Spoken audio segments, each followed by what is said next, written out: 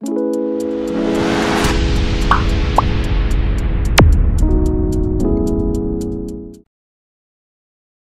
वर्षाला निरोप देत नवीन वर्षाच्या स्वागताची जय्यत तयारी करण्यात येत आहे। नवीन वर्षाच्या स्वागताला दारू पिऊन धिंगाणा घातला जातो असे प्रकार घडू नये यासाठी रात्रभर यवतमाळ जिल्हा पोलीस दलाची नजर असणार आहे। मोकळ्या जागेत धिंगाणा घातल्यास, दारू पिऊन वाहन चालवल्यास कारवाई करण्यात येणार आहे। रात्रभर यवतमाळ जिल्ह्यात पोलिसांची गस्त राहणार आहे, अशी माहिती पोलीस अधीक्षक डॉक्टर पवन बनसोड यांनी दिली आहे। 31च्या नाईटसाठी जिल्हा पोलीस दल सुसज्ज आहे। संपूर्ण बंदोबस्ताची तयारी झालेली आहे। नाईट पेट्रोलिंग, हायवे पेट्रोलिंग, इतर रस्त्यावरची पेट्रोलिंग ही रात्रभर सुरू असणार आहे। नाकाबंदी करण्यात येणार आहे। त्याचबरोबर ड्रंक अँड ड्राईव्हच्या केसेस म्हणजेच दारू पिऊन वाहन चालवणे या केसेसवर आमचा भर असणार आहे।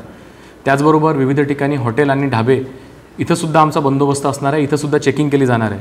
त्याचबरोबर ओपन ग्राउंडवर केक कापणे, तिथं धांगडधिंगा करणे, तिथं पार्टीज करणे, ड्रिंक करणे याच्यावर सुद्धा आमचं लक्ष असणार आहे आणि इथं सुद्धा आम्ही केसेस करण्याचं आणि बंदोबस्त देण्याचं नियोजन केलेलं आहे।